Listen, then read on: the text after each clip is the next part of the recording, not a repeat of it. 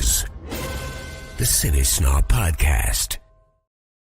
Hey everybody, and welcome to episode 351 of the CineSnob Podcast. My name is Cody Villafania, and I'm joined here this week by Kiko Martinez and Jocelyn Durand for another episode. And in between the last time that we were here and today, I attended, and I think Kiko to some degree attended the South by Southwest Festival this year. A different festival in many ways, a festival that I think I mentioned this last time, but was reduced down, cut down to the number of days that it was, with like music and film coinciding together rather than being kind of staggered out.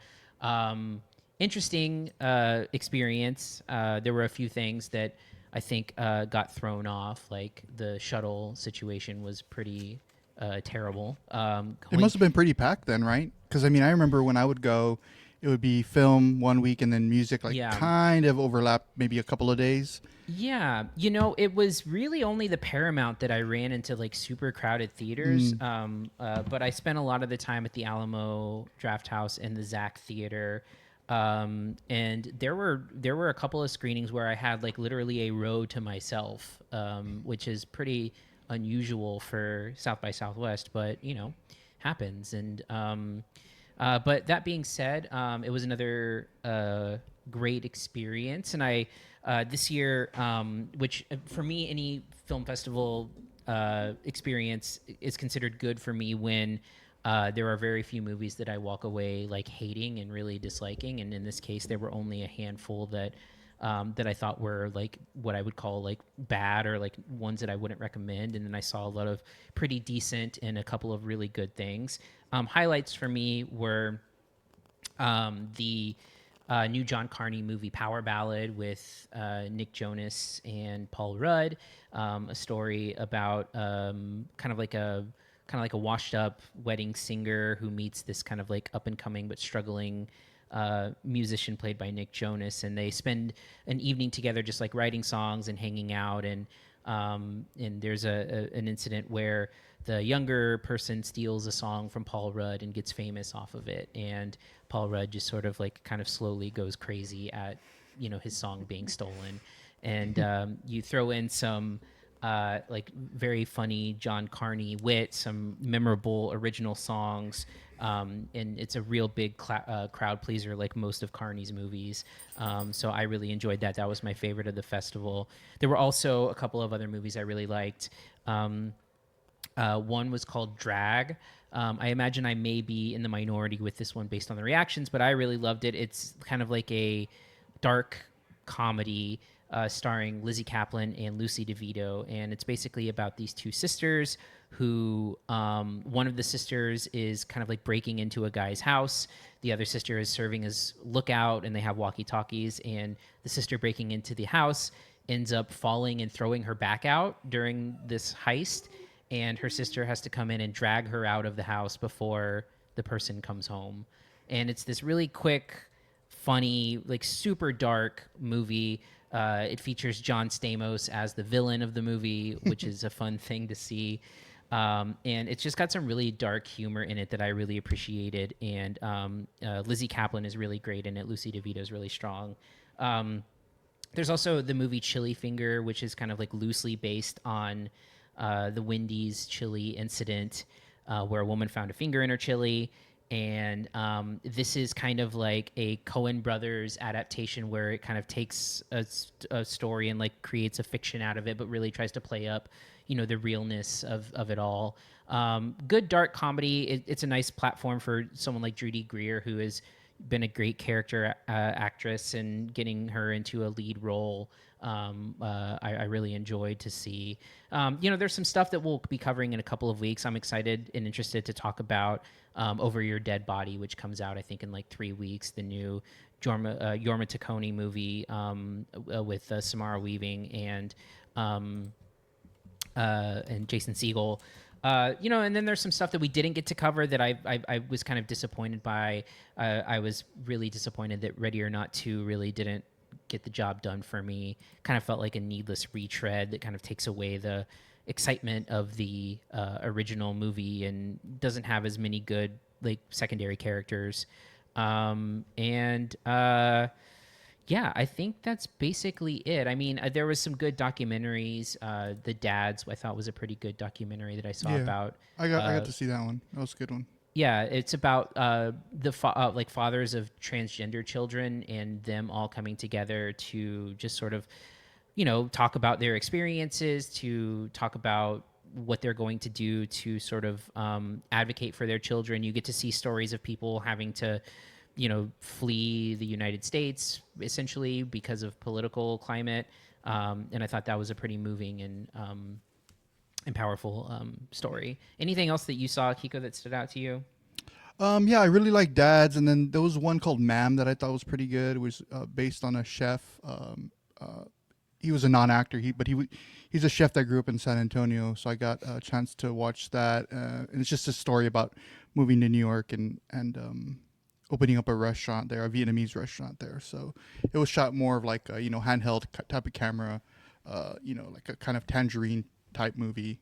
So it was an interesting narrative. No groundbreaking or nothing groundbreaking or anything, but it was shot really well. So yeah. And then that's it. It was a short festival for me. I didn't get out there, but I did see a few things. But yeah, awesome. Well, thanks again to the folks at South by Southwest for giving us access, and as always, it's a great yearly tradition to go to the festival, and it didn't seem to be too bothered by the changes that have been made. Seemed maybe a little bit less crowded to me, but still the same experience, which is a great one. So with that being said, we've got a lot to cover today, so we'll go ahead and move to reviews. Here are this week's reviews. So we're going to go backwards in time a little bit and talk about a release from last week because it is a box office smash compared to the other movies that we're reviewing this week that didn't open really in the box office, or I guess one of them didn't and a couple opened in small doses. So we're going to cover first Project Hail Mary. This is the new Lord and Miller movie starring Ryan Gosling about a science teacher who wakes up alone on a spaceship. As his memory returns, he uncovers a mission to stop a mysterious substance killing Earth's sun, and that an unexpected friendship may be the key.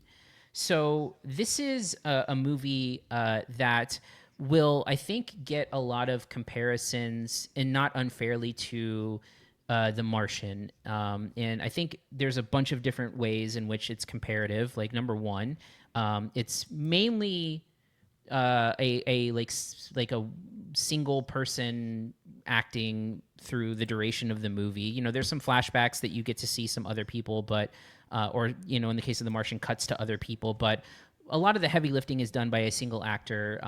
In the case of The Martian, just Matt Damon by himself. In the case of this, Ryan Gosling acting against a puppet that is another life form. But also, this is a movie that was, like The Martian, that was based on a book by the same author, Andy Weir. It was adapted by the screenwriter Drew Goddard. There's a lot of comparisons to this. And The Martian was a movie that I really loved. I think I made my top 10 that year. And for me, this is a movie that is not quite as effective as The Martian, as this sort of like sci-fi story about sort of an isolated person out in the depths of space. I think that for his part, and to his credit, Ryan Gosling is really compelling, especially given the acting assignment. Again, like I said, acting either by himself or against a puppet. I do think that the movie relies heavily on his sort of like sense of humor and charm to kind of like guide the whole thing. And I think, in that part, it is, a job well done, though I don't know if it's effective enough to sort of like carry the entire movie. I think a thing that is kind of like lacking here is just sort of like any kind of pull between like Ryan Gosling and his character, and just sort of like his mission in all of this. I think that they purposely sort of have this character be someone who doesn't have a lot of like tethers or ties to like Earth and the home world, and that's kind of why he was chosen for this. But I think that there's just like not enough known about him and his motivations, and and to make him a really compelling character. Really, all that you get is his relationship that he has with this other alien character, Rocky, and I think that also feels like a little bit of like a relationship that's kind of like designed with sort of like pulling your heartstrings in mind, and it feels like slightly manipulative at times. I don't know that I really buy into the sacrifices that are made here, and the relationship that formulates between these two characters. The stuff that is, the characters that are not Ryan Gosling, I also feel are fall a little bit short. I think that the closest thing that works for me is the relationship that he has between him and Lionel Boyce, who plays his like security person, like government security person. I think that the early parts of them like experimenting is like the most fun part of the movie, but I don't really get anything much from like Sandra Hüller's character in anything like that. And as a science fiction movie, I think it just feels kind of like run of the mill boilerplate sci-fi plot, something that's threatening the end of the universe. So for me, I appreciate the sort of like handcrafted nature of it, the idea that they were working on practical sets, that he's acting against a puppet, and in the direction from Lord and Miller. But for me, this is like super duper average sci-fi movie that is maybe a little bit slightly elevated by Ryan Gosling, who is just, I think, one of the more compelling movie stars that there is.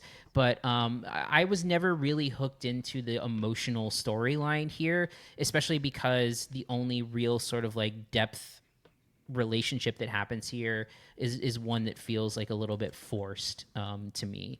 But Kiko, I'll go ahead and turn to you and get your thoughts on Project Hail Mary.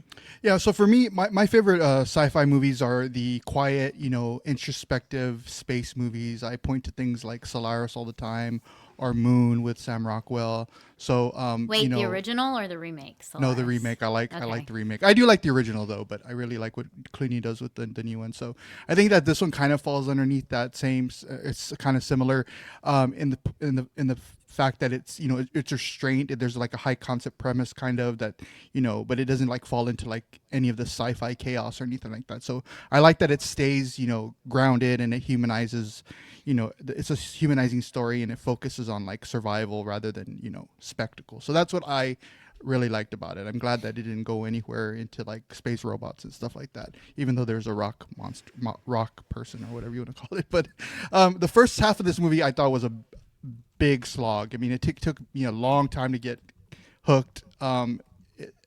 Setting the tone, and it dragged in a way that like it tested my patience to a point where finally, when it clicked into place, like, okay, this is where it's going, and it felt like kind of when I got to that place, I was like, oh, this is kind of like an Armageddon or a disaster movie, but that's been like Disneyfied. So that's where I was like, that's the place where I finally landed, and that's kind of where it stayed for me through the rest of the whole thing. It was like a very family friendly type disaster movie. So what works here is the charm of Ryan Gosling. I mean, I think the whole movie hinges on that, right?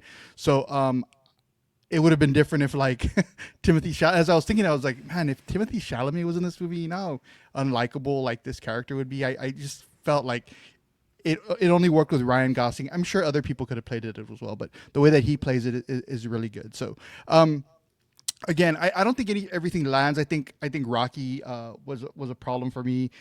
He's designed to be like adorable and have this meaningful connection with Gosling's character, but I thought it quickly wore out its welcome. I think the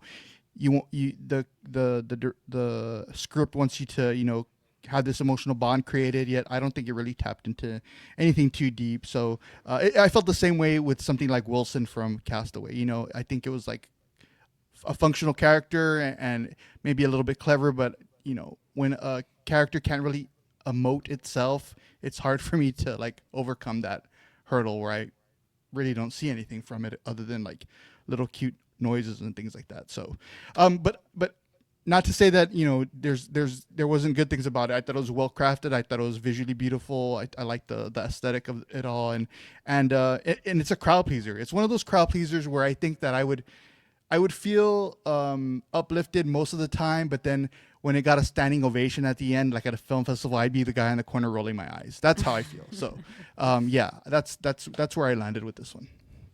All right, and Jocelyn. Yeah, it's funny you said Timothée Chalamet because I kept thinking like if this was Ryan Reynolds, I would hate this movie. Yeah, exactly. Like if I had to watch 2.5 hours of Ryan Reynolds doing what Ryan Gosling is doing, I would literally just immediately. But Ryan Gosling is so charming and just so perfect for this role. Mm-hmm. I mean, it was just like I was really happy that he finally has like this thing. He hasn't worked in a while. And I'm glad that he's having this like moment. Even like the press tour is just bringing me so much joy because he's just such a likable person, and he's just so like uncancelable and unproblematic that it's just like genuinely nice to see. Keep and, those fingers like, crossed. I mean, I really feel like he's like uncancelable. So.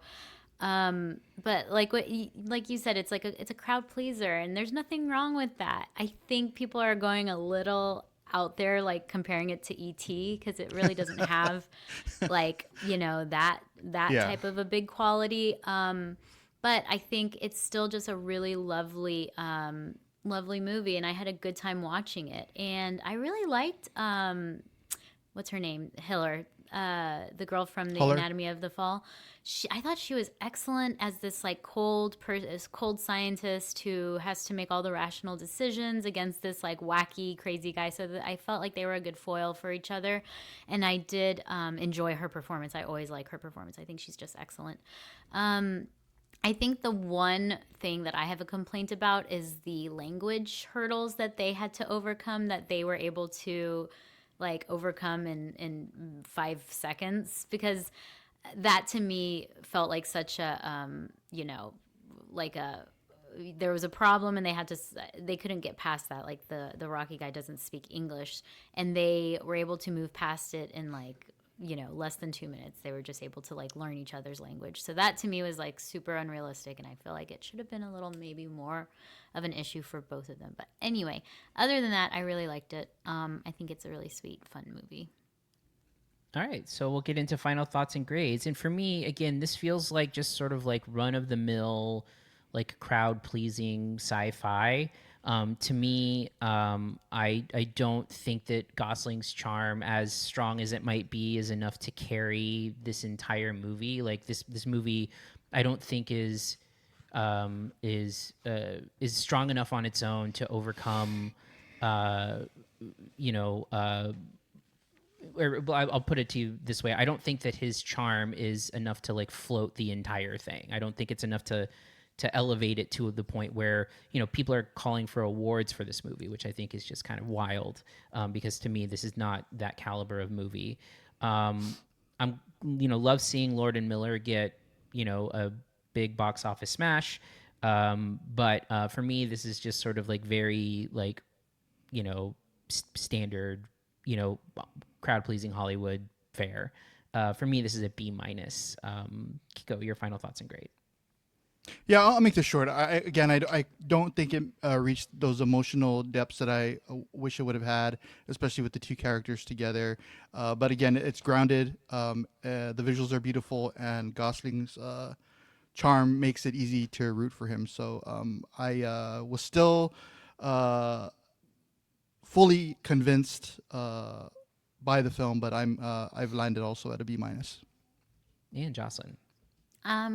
I think I wouldn't be too upset if it did win some awards, maybe just for Ryan Gosling's acting, because I do think that he is really great in it. And I think it's difficult to make just like good Hollywood movies nowadays. Like they always do something that messes it up. Like I feel like it was nice to see something that just wasn't trying to be any more than it was. It wasn't like Oscar baity, but it was just a genuinely nice movie to see, and people are going with their families, and I just I think that doesn't make it necessarily bad. I also really like that they used puppetry and all of those other visual elements. Also, it was just really good. I think the performances were good. I really liked it. I'm giving it a B+.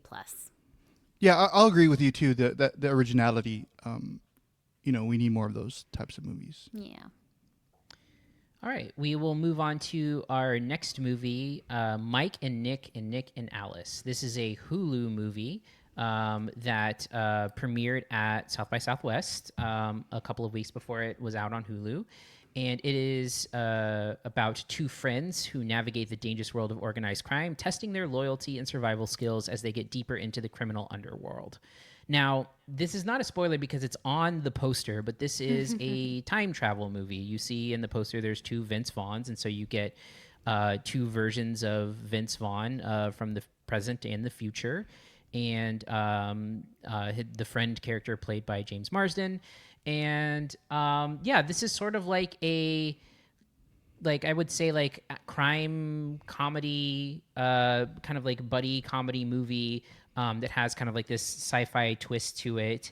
And, you know, I think that it feels like it is trying to like borrow pieces of better movies a lot of the time in terms of its construction, both of its like buddy comedy, but also, you know, it's got this sort of like, you know, the characters are named like Dumbass Tony and Roid Rage Ryan and stuff like this. Like, you know, just kind of like it tries to have this like lived in world, but it feels like kind of, like I said, a more minor version of that. You know, you have Vince Vaughn playing these two characters, and I don't know how the two of you felt, but I do feel like Vince Vaughn is sort of on autopilot here. I did not really find either of his performances particularly compelling. I think James Marsden is more the game actor out of the two of them, kind of playing the part of the sort of like, you know, Vince Vaughn playing the straight person here, and Marsden playing the person who's sort of, you know, kind of completely thrown off by everything that's going on here. Well, the problem is he's playing the same character, just in two different. I mean, it's not like Right. the characters are different. It's not like Sinners or Right. One has like a slightly different perspective Right. through it. I mean, I think that there's some clever elements of like how they get through like how to test things out. But, you know, this is all hinging on this kind of like really, really thin like time travel, you know, idea that is just like maybe too thinly plotted to make sense, especially how, you know, Ben Schwartz's character kind of plays into all of this in like the smallest of ways. And then also you have like a love triangle element that I think like doesn't really work all that well. I don't think that you get much chemistry between Isaac Gonzalez and like either of the characters. I think that the humor works in doses. I think that like, you know, someone like Jimmy Tatro is here to just be like entirely comedic relief, and there is some funny stuff that he does throughout the movie, but I didn't find like much of it funny. I think its strongest points are there are some action sequences that are relatively well executed, and I think that it also gets a couple of like interesting needle drops here of some songs that, you know, like popular songs that work well in moments. But I mean, yeah, this is just sort of like, this feels like a streaming movie. I feel like there's nothing about this. I saw some people who like the movie call it, you know, something that feels theatrical. To me, it does not feel that way. And I just feel like this is trying to be versions of like better movies. I even saw like a comparison with like Looper or something like that, a movie I didn't even like all that much, but you know, this is sort of like a pale imitation of movies like that. So Jocelyn, I'll go ahead and get your thoughts first. I hated this movie. I despised everything about it. This is, to me, just like it misses every single mark. Like nothing made sense. Even like the sound design, there's a part where Isa Gonzalez is like sipping a soda and it sounds like she's slurping it, but there's a full soda and it doesn't make any sense. And then she delivers this line afterwards and it's terribly delivered. And I sent a video of it to Cody and I want to go back and watch it again because it's just so bad. It is so bad. And every single shot she's in is just like projected to be from the male gaze. It's like literally just like her tits and ass the entire time. And I just hated every second of this movie. I was glad to hear that you also agreed that Vince Vaughn is just like on autopilot because he's just like, literally, he's like almost like Weekend at Bernie. He's like this corpse that's just being dragged around through this movie. And I found, two corpses, exactly. And I found myself really feeling sorry for James Marsden because I really like him. And I felt like he was going in a good direction after he did Jury Duty. He was kind of picking up momentum to be, you know, kind of like the it guy. And this just was not it. I hated it. I really disliked this movie. Kiko. Yeah, I had to call my girlfriend Isa and let her know how much I didn't like her new movie. Yeah, it was pretty sad. She didn't return my call when I left a message. But anyway, it reminded me of the restraining order kick in. Yeah, finally, yeah. Finally. So as an action movie, I thought it was surprisingly basic, and it reminded me of the throwbacks. And I feel old saying throwbacks to the early 2000 movies like Shoot 'Em Up and Smoking Aces, and Kiss, then they Kiss, tried Bang, to Bang. and they tried to do it a little bit with Free Fire when that came out about 10 years ago. But I mean, and I didn't even like those movies, but I'm bringing them up because it kind of followed in that same pursuit of and then throwing in a really dumb time travel section of it. I did not understand the logic of that at all as it was going through. Yeah, I thought it was absurd. I think you know, it just it rode on like pure momentum, this type of movie. But I thought most of the ideas were half baked, and nothing was really strong enough to carry any of the overstuffed weight or the overstuffed ideas that it was bringing in. So, and it was convoluted. Like, I was confused at points where I was just like, I'm not really sure what's happening here. Let me let me rewind a little bit and try to get 1000%. the twists a little bit more. But you know, the goofy time machine subplot just never felt like it came together in any memorable way. So, let's see what else did I write down.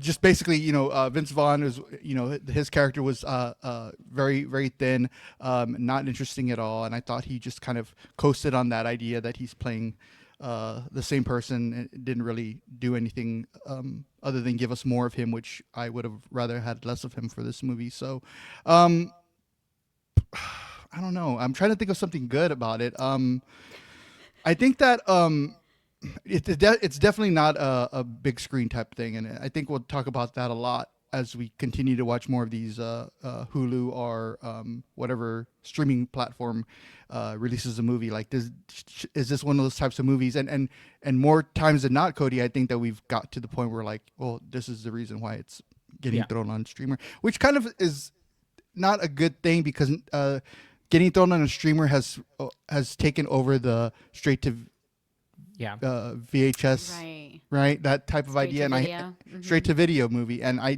just don't like that. I don't like that for the streamers specifically, because just being on streaming shouldn't mean that you lose, you know, any kind of like quality. I guess, so yeah. So I thought it was like the genre remix didn't work. I thought it was just a noisy, overcomplicated throwback, if you want to call it that. That mistakes like just all this chaos for what I think they thought it was creativity, but I completely disagree. All right. Well, we'll get into final thoughts and grades. And yeah, for me, again, this is just a very generic sort of crime comedy that I feel, you know, feels every bit of the streaming movie that it is. You know, Vince Vaughn is, you know, sleepwalking through the movie. James Marsden, again, to his credit, I think is you know, doing his damnedest to kind of, you know, make this work. But for me, even the elements that do work in like marginally. I don't think that this is unwatchable. I think that, like, for a streaming movie, you could pop it on and have it on in the background. But I never really kind of found myself finding the quality to be, you know, worthy of a recommendation. You know, it never got over sort of like what you might expect from just sort of like a straight to streaming movie. So I'm giving this a C. Jocelyn, your final thoughts and grade. Yeah, I think this proves like why Shane Black is Shane Black, because I feel like it's trying so hard to do that and it just doesn't do it well at all. And I don't know. I don't even think I would like to have it on as a background movie. I just really disliked it. And I think it's messy, and it's just like a soup. It's like a soup of all those other movies. Like you said, what did you say? It borrowed pieces from better movies before. It's like it put it in a blender and spit it out, but nothing is like in the right place. It's like a Frankenstein of like better movies. So I'm giving it a C minus. And Kiko. Yeah, I don't know if it's unwatchable or not, but I'm definitely not going to watch it again, except for my girlfriend, Isa Gonzalez. But other than that, yeah, I thought it was hard to follow. I thought it was overcomplicated. And yeah, I'm at a C minus as well. All right. We will move on to our next film, Forbidden Fruits. At a mall store, Apple leads a secret witch cult with coworkers Cherry and Fig. New hire Pumpkin questions their sisterhood, forcing them to confront inner darkness or meet violent ends. So when looking up this movie, just now to kind of like read this stuff, I saw that the movie was produced by Diablo Cody, and suddenly everything makes sense to me.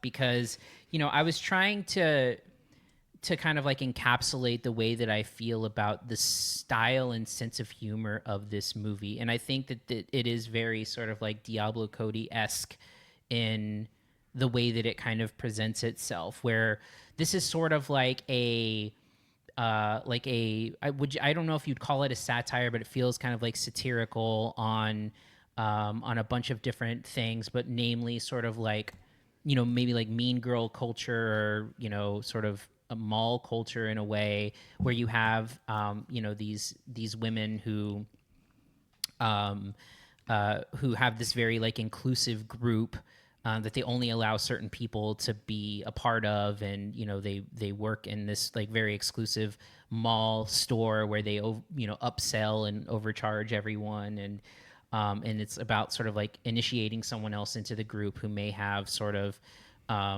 ulterior motives as part of it. This is an example of a movie where I feel like I'm just like the wrong audience. Like this movie does not and did not speak to me on any level. I never got on its wavelength. It has this very sort of like monotone, dry sense of humor to it, and everyone in the movie seems to be playing it 100% straight. And I think that can work both to its benefit and its detriment, because sometimes it doesn't really sell the joke because it's told so straight.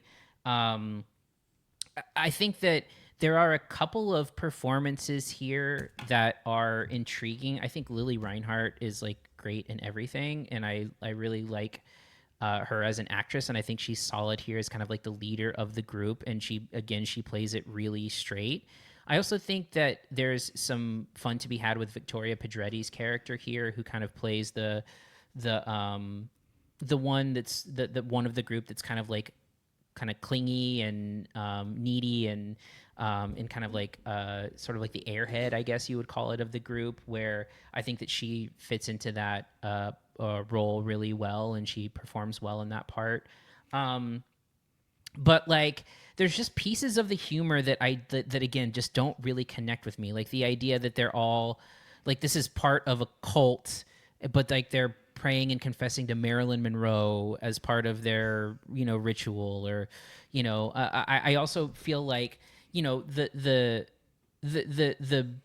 backbone or the meaning of the cult also I think loses meaning. Like it starts off as like, oh, is this a group of women who is sort of like against the patriarchy and is trying to like, lure men in and then sort of, cause harm to them. But it's really not that. Like it's despite like opening the movie with a sentiment of that in some ways. And I just like didn't really understand the cult piece of it. I think that the sort of idea of someone is kind of infiltrating it to bring it down from the inside is kind of like a generic thing.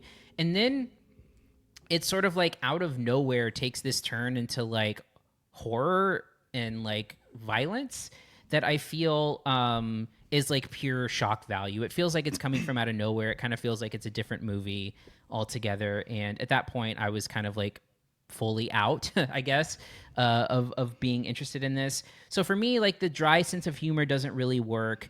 I'm not finding the satire particularly funny. I don't think that the meaning behind this being a cult makes a lot of sense. It's very over the top in its presentation of the cult and like its rituals. And, you know, there's a couple of funny lines in here, but for me, this just kind of went way over my head. And like I said, I don't think I'm the right audience for it. But Kiko, why don't you give your thoughts on Forbidden Fruits? Yeah, I like the way that you described it. Now I want a movie like this. Like I want a Mean Girls mixed with like Under the Skin, where they like lure them into the stores and kill the men. That'd be kind of interesting. But yeah, I think that this film leans very heavily on things like Mean Girls and The Craft, and maybe a little bit of Heathers as well that it reminded me of. But I think it pulled inspiration from it, but it didn't really know what to do with all these pieces. And we're talking about the other movie. We're just talking about the movie that we just reviewed, and how it was pulling things from better movies, right, and trying to build something. And that's what it was trying to do here, but it just didn't work. So, it doesn't bring anything new to the table. I thought it was very toothless.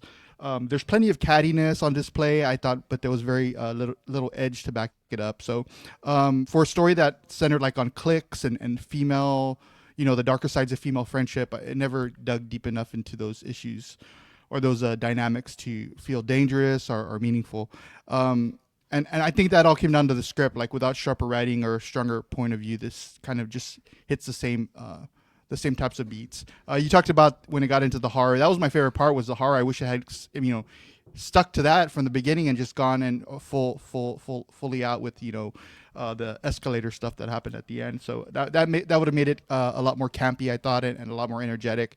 But it just didn't do that. It kind of went back and forth. And they're in this mall, and they don't really use the mall to their advantage. Like there's so many things they could have done inside the mall, I think, that would have been interesting. So, again, I wish it would have been more provocative. I think that a lot of the things that were happening, we've seen in other movies before, and I'm glad that it wasn't set at a high school, though. At least they tried something a little bit different and set it at a mall. But I just didn't think it was sharp enough to get my recommendation. Yeah, and Jocelyn. I think it's funny that you started by saying like that this movie just isn't for you. That you just like, it's not. What fruit would you be, Cody? Cody the cantaloupe. Kiwi. I'm the kiwi. Hello.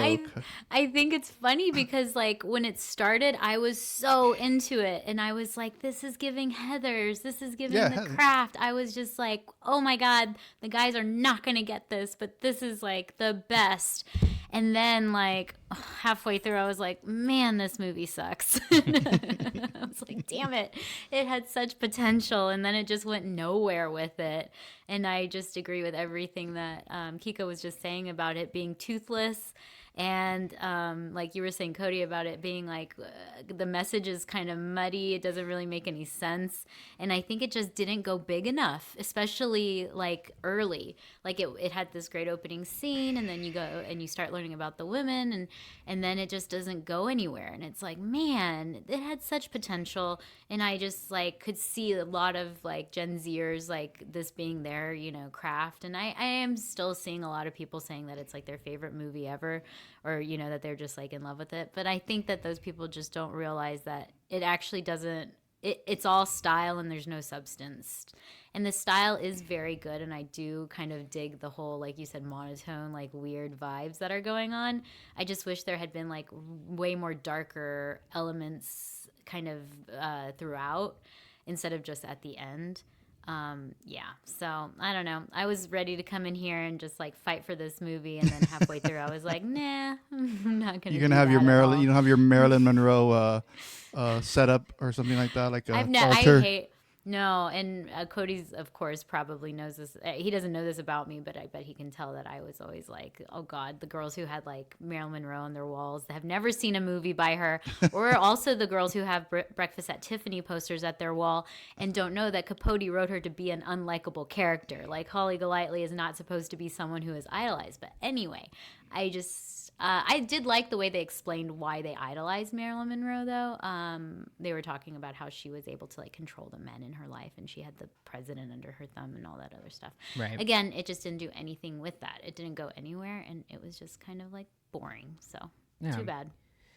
All right, we'll get into final thoughts and grades. And this is not the first movie I've ever described this way, but for me, this movie feels like an inside joke that I'm not a part of. That's the way that it truly makes me feel, where it's just very like cornered, like a very specific thing. It's very like it has its own like voice and its own like rhythms and sense of humor, and I'm just like not a part of why this is supposed to be good.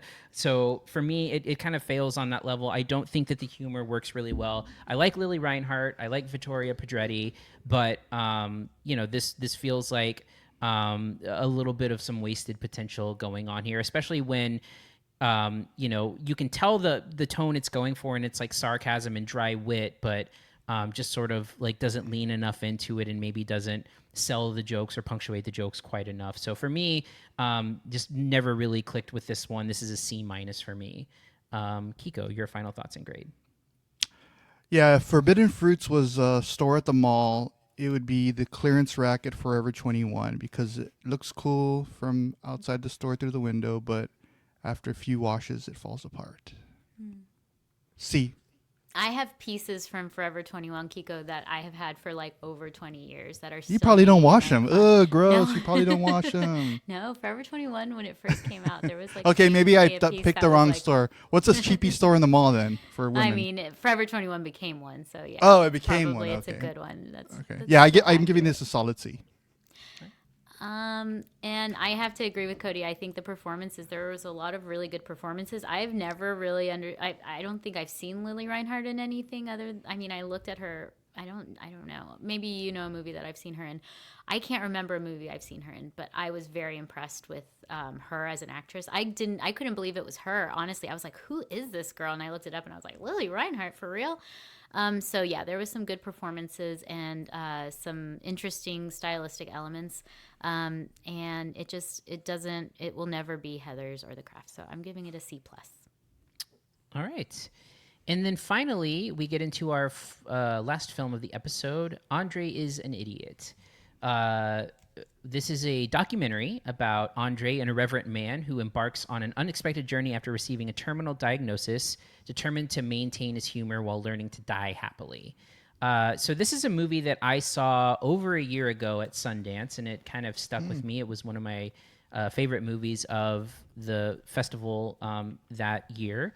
And really what this is about this guy who, basically doesn't get a colonoscopy when he's supposed to, ends up kind of like putting it off. And then by the time he does it, he gets a diagnosis of, stage 4 colon cancer and has a pretty grim prognosis and decides that he's going to make a documentary about his journey, knowing that, he may not make it through it, but also wanting to make sure that he's going to, go out and leave on his own terms. And the thing that this movie does that's like really impressive is like, this is just like a guy who worked in like marketing and advertising. He's not like a famous person. You don't like know who he is, but it does this really great job of like contextualizing this documentary subject. So you almost immediately know exactly how he is and who he is. And so when you see these things about him going out on his own terms or, approaching this in death with humor, you're like, oh, that's so Andre, even though you've known him for like 5 minutes, right? And I think that's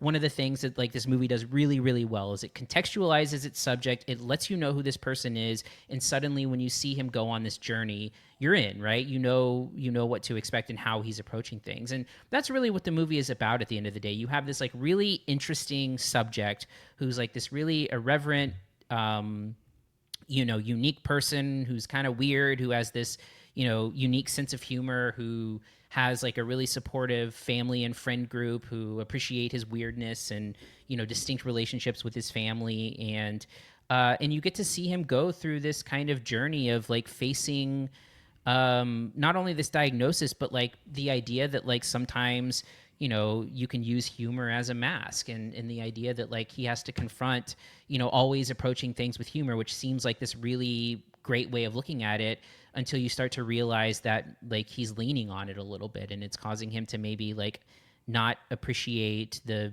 depth of the situation or, the way that it might be coming off to his friends and family and the idea that it could be, kind of putting off his acceptance of his condition. So from that perspective, it's like a really fascinating human study. And, it's a movie that is like, at times a difficult watch, especially as you see him physically change throughout the course of the movie. Like at first, there's a lot of laughing at like, his hair falling out or, things like that. But by the, the end of the movie, it's a very grim portrait of, who is like sort of like a shell of the person that he used to be, which was very, very vibrant. And, to the movie's credit, it doesn't really dwell on, that chapter of his cancer journey. But I just found the movie to be entirely compelling. I think he's such a fascinating and interesting documentary subject. I think that it's really interesting to see him kind of like take his expertise that he's almost like disdainful about, like spending his years in marketing, and try to use it for good, to try to, make some PSAs regarding colon cancer screenings and colonoscopies.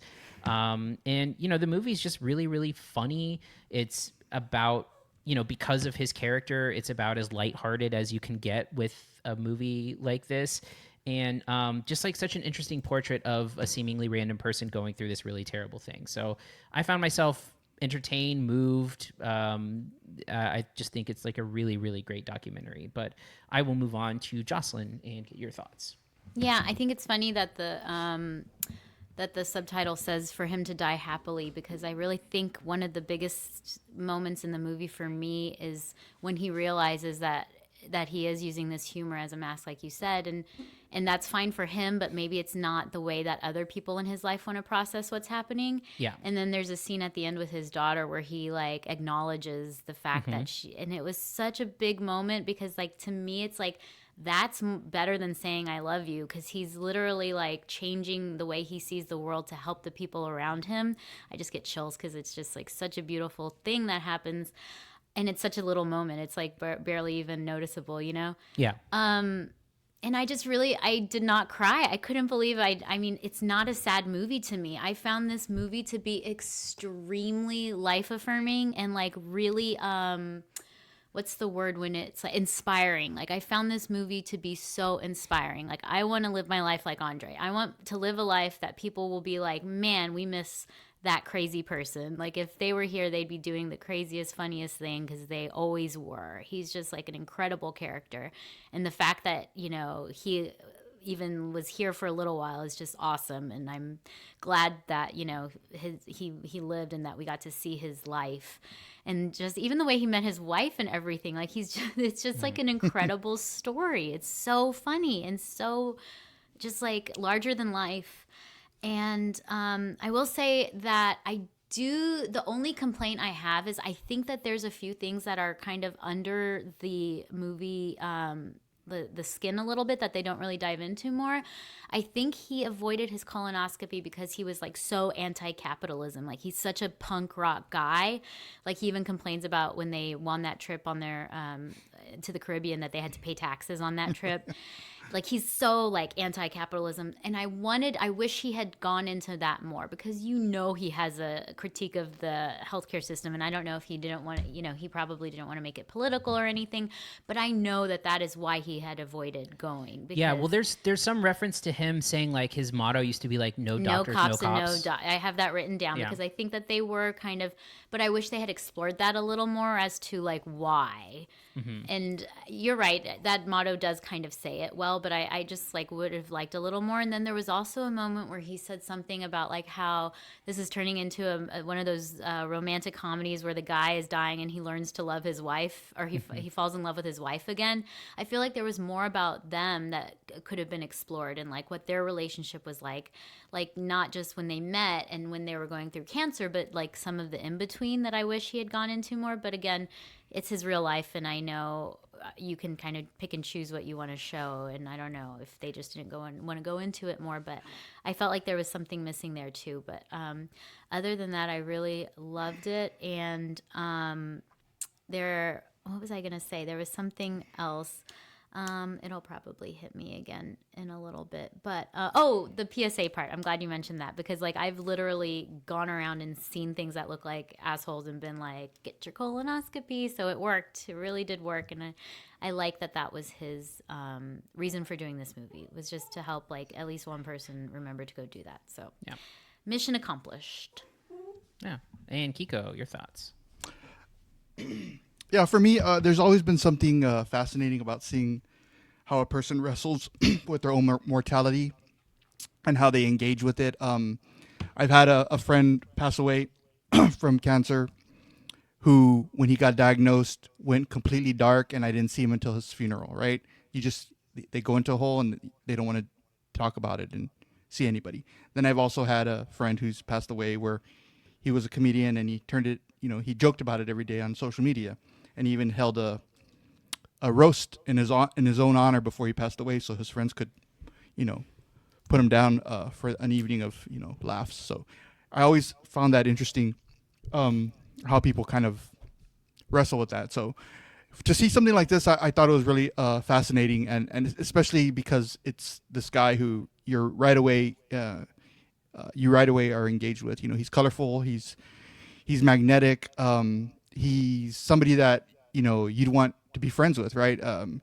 So watching him navigate this illness, with this self-awareness and this wittiness about himself, I thought it was unexpectedly profound. I thought for me, and very personal. I don't think I've seen it. Has a movie been made like this before, where somebody's other than like I've seen some movies where the die with dignity type things, but nothing, Right. I guess, in this sense where it's a little bit more comedic, a little bit more funny, and then Not really. I did see this. If either of you saw "Come See Me in the Good Light" from last year, these they premiered at the same Sundance, and I saw them, close together, which is about a very similar thing, but it is not as light as this, and not. It's about approach with humor. It is about like finding meaning and loss with a terminal diagnosis, but not Right. the same.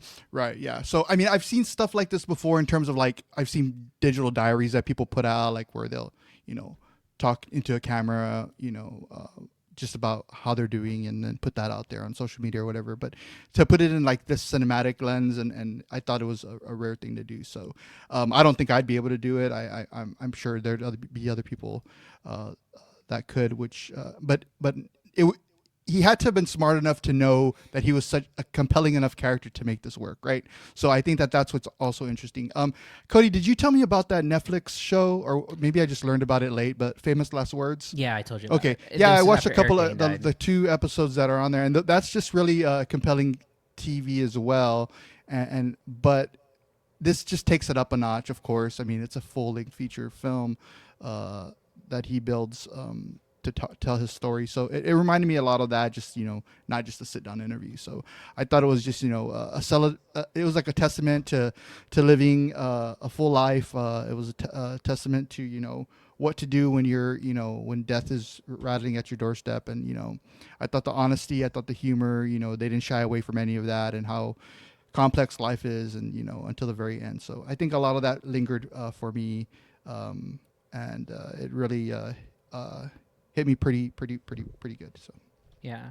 Well, we'll get into final thoughts and grades. And again, I think that if you view this through the lens of like you're watching a documentary about a guy dying of cancer, I could totally see how people would not want to watch this at all. But if you factor in the fact that you have a subject and a character that is so like unique and interesting to like watch as Andre, you start to realize that like this is a very funny movie. Like it's like a very funny documentary. Like it's really interesting to see someone like wrestle with their mortality and take an approach of like almost never serious about it.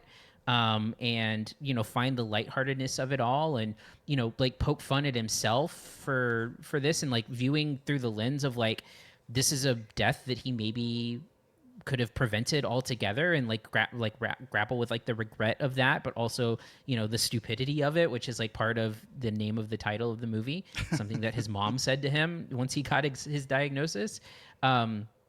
And like I said, it's just an absolutely compelling figure that it's really nice to just get to know who this person was. And I think that's the most important thing about the movie, is that it's just this really great glimpse into a really unique person, and the way that they chose to handle like the worst news that you could possibly get. So for me, super entertaining, and while sad, I think covers the like a topic of death in a way that like you don't usually see. So for me, this is a B plus.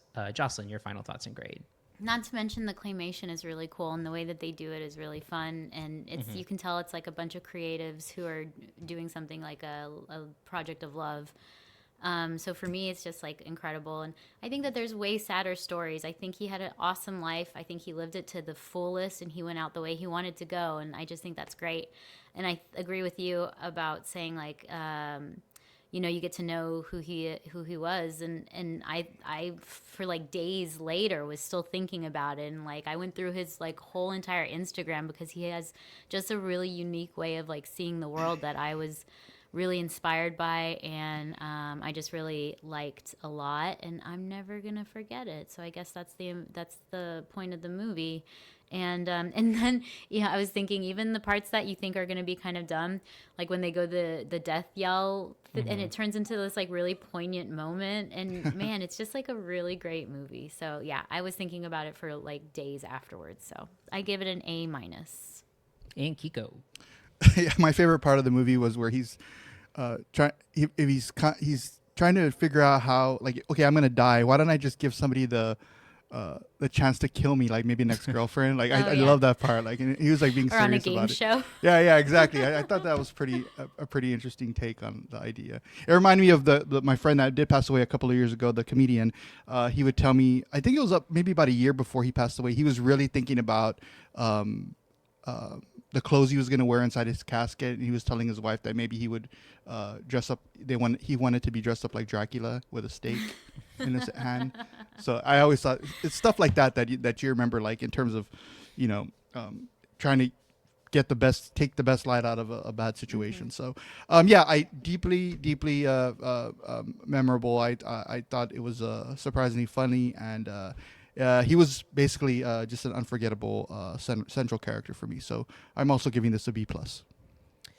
All right, and that is going to bring us to the end of this week's episode. As far as next week, we'll see if we end up doing a show. We got to talk about it amongst ourselves. But Kiko, do you have anything new coming up at the website or on the YouTube page?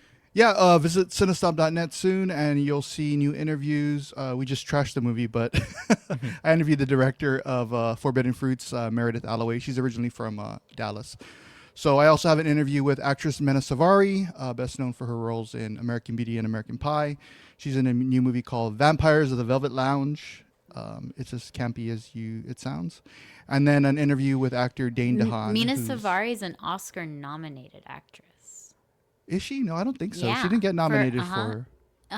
For not Dangerous Liaison. Okay, I'm gonna look it up, but I'm pretty sure. No? I don't think so. Okay, fine. And then the last interview I have is with Dane DeHaan. He's best known for best known at least by mainstream audiences for playing the Green Goblin and Amazing Spider-Man 2. So his new film is called War Driver. So all of that and more at CineSnob.net. You were right. She's not, yeah. Oh, I was thinking of someone else. Sorry. You're thinking of Carey Mulligan? Who's the girl from Romeo and Michelle? Oh, Mia Sorvino? Mira Sorvino. I was thinking of Mira Sorvino. Sorry. That's yeah. Mina What's Savari that? and Mira Sorvino. I mean. Oh, there you go. That's a new. Like what is that? What are those two actors? Dermot McDermott and Dylan. Dylan McDermott and Dermot Mulroney. That's a good one. On the Jeopardy. Mena Savari and what's the other one? See? It's impossible. Mena Savari and Mira Sorvino. Mira Sorvino. All right. So, and then additionally, if you want to check out any of our reviews, go to CineSnob.net. You can find everything there. As far as this show goes, we are done. So thanks everyone for listening, and we'll see you next time. Thank you for listening to the CineSnob Podcast. To read reviews, interviews, and more, visit cinesnob.net. See you next week.